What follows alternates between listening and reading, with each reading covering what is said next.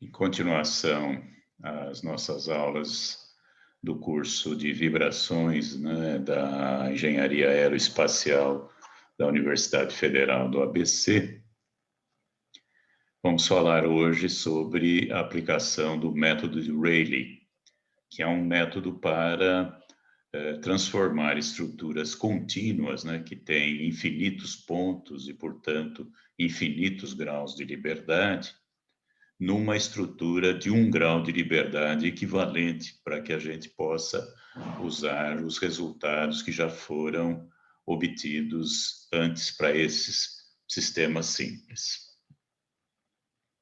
O Rayleigh, o nome dele era Sir Walter Strutt, ele era o terceiro barão de Rayleigh e foi um dos maiores físicos ingleses da história, o que é falar muito, né? Porque tem um monte de grandes físicos ingleses, né?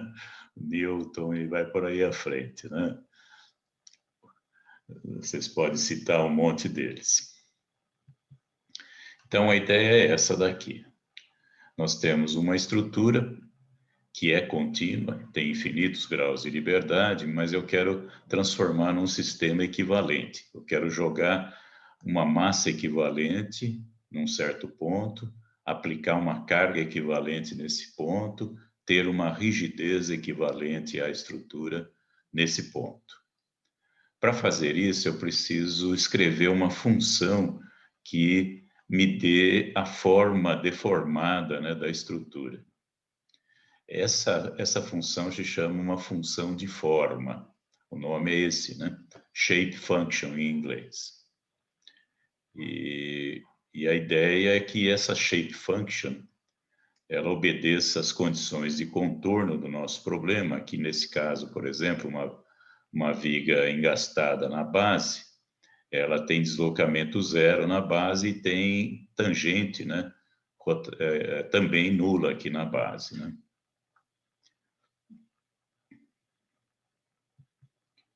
Então, eu vou chamar de phi(x) essa shape function, e ela então tem que obedecer às condições de contorno, e mais uma coisinha, ela precisa valer 1 lá no ponto onde eu vou colocar como sendo o deslocamento único a ser determinado, né? O deslocamento U no tempo que resolve o nosso problema.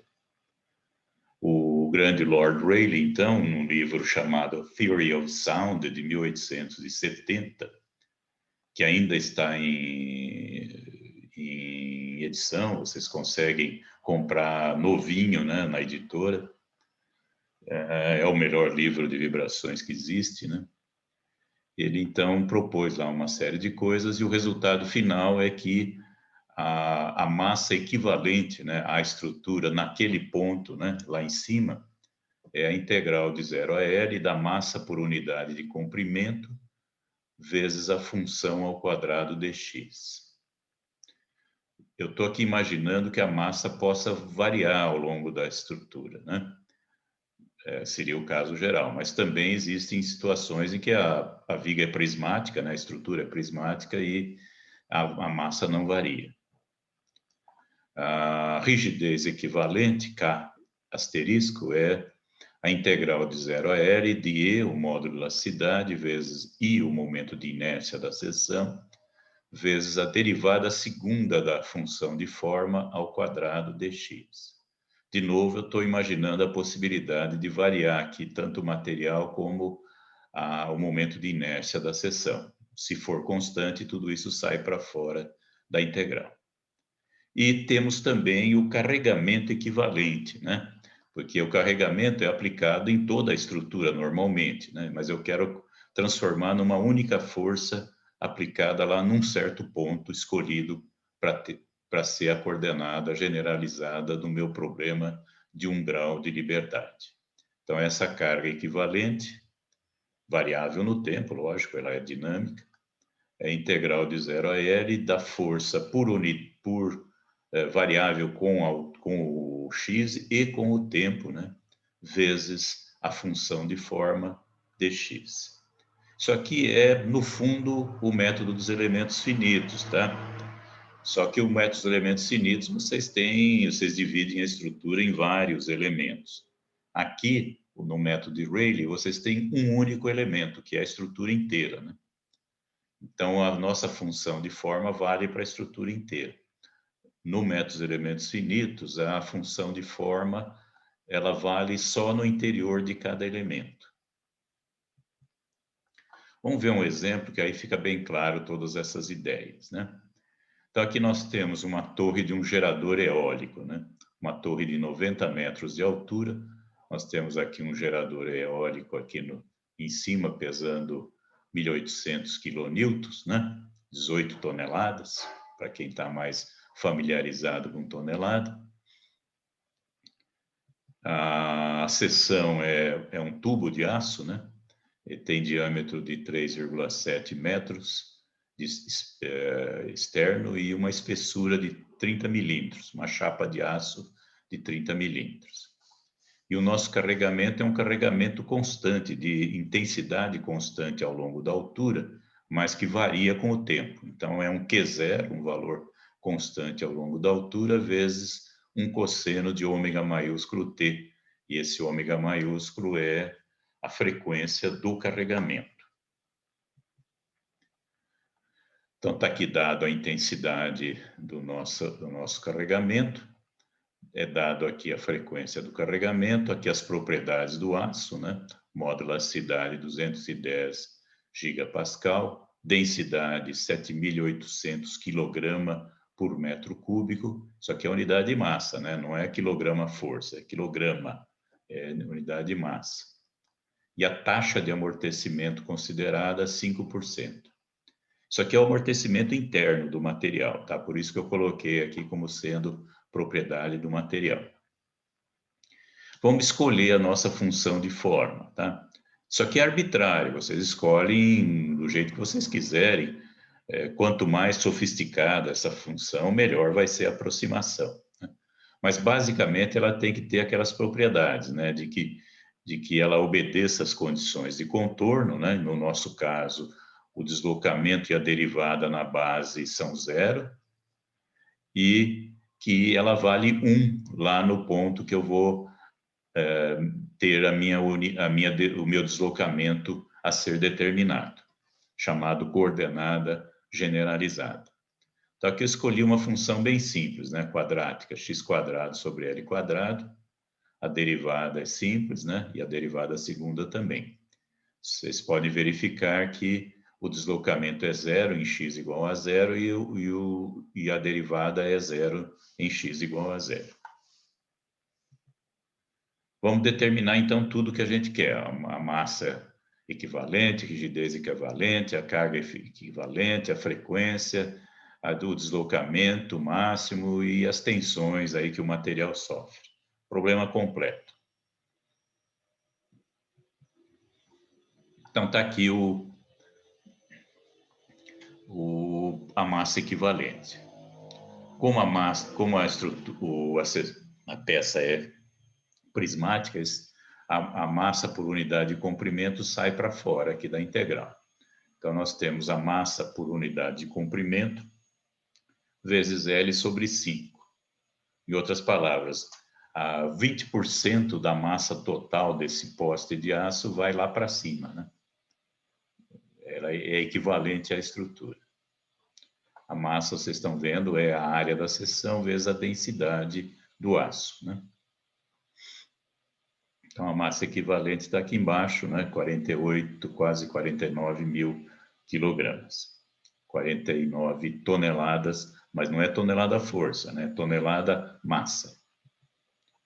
A rigidez, então. A rigidez, a integral de EI, né? Módulo elasticidade vezes momento de inércia, vezes a derivada segunda da função de forma em x ao quadrado. Como a peça é prismática, o EI sai para fora da integral e o resultado é 4EI sobre L ao cubo. Queria dizer para vocês que esse resultado não é muito bom, não, tá? Se vocês usarem uma função cúbica em vez de quadrática, o resultado vai ser 3EI sobre L ao cubo, que é muito mais próximo da solução exata. E aqui está o momento de inércia constante, né? E aqui nós chegamos, então, da rigidez, que é sempre, sempre força por comprimento. E vamos ver agora a carga equivalente, né? Como eu disse, é uma carga que varia ao longo de x e varia no tempo. No caso, ela não varia ao longo de x, né? Ela é constante, como a gente mostrou ao longo de x. Ela só varia no tempo. Ela tem um valor que é zero constante e varia aqui no tempo. Cosseno de ômega maiúsculo t. Esse Q0 vezes d aqui é porque eu tenho o Q0 na forma de uma pressão. Para transformar em força, eu multipliquei pelo diâmetro da torre, né? Então, vocês têm multiplicando pressão por um comprimento, vocês têm força, né? Por metro, quer dizer, força por unidade de comprimento. Fazendo aqui as continhas, a gente chega, então, na nossa força em Newton, né? Constante, vezes uma função do tempo. Agora, como transformei a estrutura numa estrutura de 1 grau de liberdade, eu posso achar a frequência, né? Que essa formulinha é super importante, vocês têm que saber decor, né? Que a frequência é raiz quadrada de K sobre M em radianos por segundo. Então, eu tenho a rigidez, que eu calculei, equivalente, né? K asterisco. Tenho a massa, que é a massa equivalente da estrutura, mas tem a massa lá em cima, né? Do gerador. Então, tem que somar as duas. Então, com isso, eu tenho uma frequência em radianos por segundo, e como vocês já sabem, dividindo por 2π, eu tenho a frequência em hertz. E fazendo o inverso, eu tenho o período, né, em segundos. Então, vocês estão vendo que a frequência é baixa, é típica dessas estruturas muito altas, né? Essa aqui tem 90 metros de altura, né? E ela leva, para fazer um ciclo de vibração, ela leva 3,6 segundos, né? Então, é quase 4 segundos para ir e voltar, bem devagarzinho, né? Agora vamos aplicar a nossa carga, que é uma carga harmônica, né? A gente já aprendeu isso na carga harmônica, que o deslocamento máximo é a carga dividido pela rigidez vezes essa conta aqui, essa fração, que é o coeficiente de amplificação dinâmico, né? 1 sobre raiz de 1 menos beta quadrado ao quadrado, mais 2 que se beta quadrado. O beta é a razão entre a frequência do carregamento e a frequência da estrutura. Então, a gente chega num deslocamento máximo lá no topo da nossa torre de quase 60 centímetros, né? Então, ela vai e volta com uma amplitude de 60 centímetros. Cuidado, em amplitude não é a mesma coisa que pico a pico. A amplitude é metade, né, da distância pico a pico. A amplitude é do zero até o valor máximo. Para achar o momento fletor na base da nossa estrutura, nós pegamos a força, que é K vezes deslocamento, né, rigidez vezes deslocamento, e multiplicamos pela distância, né? Temos o momento na base. A força normal na base é fácil, né? É o peso do gerador mais o peso da torre. Então, nós temos aqui a força normal. E lembrando lá de mecânica dos sólidos, né? A tensão máxima é a força dividido pela área da seção, mais o momento dividido pelo momento de inércia vezes o y máximo, né? Vezes a distância máxima que vai do CG até a face da nossa estrutura, né? Que é metade do diâmetro. Então, está aqui a tensão em megapascal. Só para vocês terem uma ideia, 125 megapascal é mais ou menos a metade do máximo que o aço aguenta sem escoar, né? O aço escoa com aproximadamente 250 megapascal. Aqui tem um probleminha que é mais da área de aeroespacial, né? Aquele outro também era, os engenheiros aeroespaciais trabalham com eólico, né? Mas esse aqui é muito mais, né? Então, vamos imaginar que um avião, aqui tem uma fuselagem, aqui tem uma asa, não é um avião a jato, né? A asa não é flechada para trás, é uma asa reta, né? O bordo de ataque dela é reto. E eu simplifiquei aqui a seção para ser um triângulo, né? Então, esse triângulo tem essas medidas que vocês estão vendo aqui, né? Essa parte aqui varia, né? De 0 até 60 centímetros. E essa outra parte aqui é constante, né? Com 40 centímetros. E a altura do triângulo é 0,15. De novo, é uma viga em balanço, né? Então, eu vou usar as mesmas funções que eu usei no primeiro problema. Então, a gente vai usar aqui aquelas mesmas funções quadráticas, né? Calcula aqui as derivadas. O material agora é alumínio, né? O módulo elasticidade 72 gigapascal, a densidade da ordem de 3 toneladas por metro cúbico e uma taxa de amortecimento de 10%. Então, essa nossa função escolhida aqui, ela é daquela forma que eu falei, né? Ela tem que obedecer às condições de contorno, né? Deslocamento e derivada a zero na base da asa e valor unitário lá na ponta.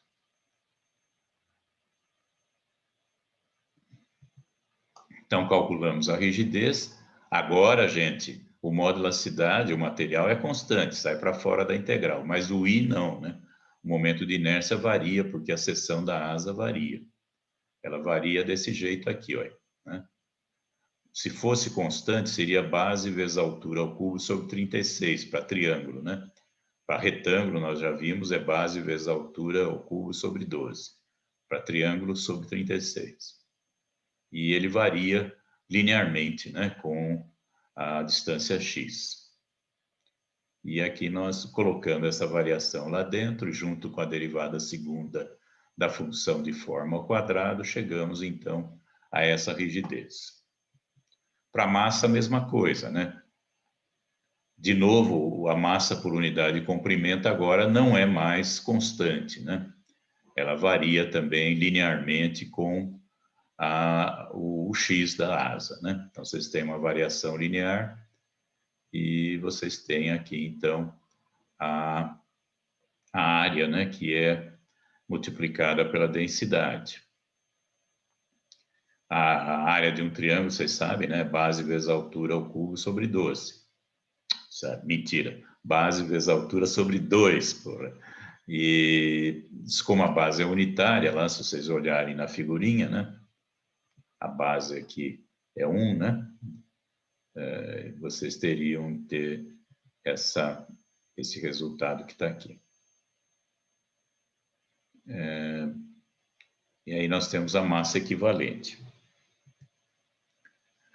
Calcula-se, então, a frequência natural, que é a raiz da rigidez sobre a massa, em radianos por segundo. Como nós temos o amortecimento, né, a frequência muda um pouquinho, né? A frequência amortecida é ômega vezes raiz de 1 menos que si quadrado. Esse aqui é a frequência amortecida, ômega D. D de damping em inglês. Cuidado, gente, é damping com A. Dumping com U é lixo, tá? Tendo a frequência, nós conseguimos achar a frequência em radianos, dividindo por 2π, e invertendo, nós temos o período, né? Um período aqui de aproximadamente 0,25 segundos. Então, se você pegar lá na ponta dessa asa, puxar e soltar, ela vai ficar vibrando com um período de 0,25 segundos. Então, agora é treinar, né? Pegar essas coisas todas e verificar as coisas, né? Fazer mais problemas com variações, né? Por exemplo, imagine uma asa vazada, né? Como todas normalmente são, não são maciças, né? Como nesse exemplo. Aí, se vocês tiverem, por exemplo, combustível no interior da asa, vocês têm uma massa a mais, né? Além da massa do material, da estrutura. Mas a rigidez não muda, né? Porque o combustível não muda a rigidez, né? Então, tem coisas que precisam ser pensadas aí na hora de usar o método de Rayleigh, né? Outra possibilidade também é uma viga que, em vez de estar em balanço, seja biapoiada. Aí, o ponto em que nós vamos considerar como o deslocamento U, né? de 1 grau de liberdade vai ser o meio da viga, né? E uma função de forma boa, né, seria uma função de forma que passe pelos apoios, né? Deslocamento zero nos dois apoios e vale 1 no meio do vão. Por exemplo, uma senoide, né? Um seno, uma meia onda de seno. Uma meia onda de seno, ela passa por zero nos apoios e vale 1 no meio do vão.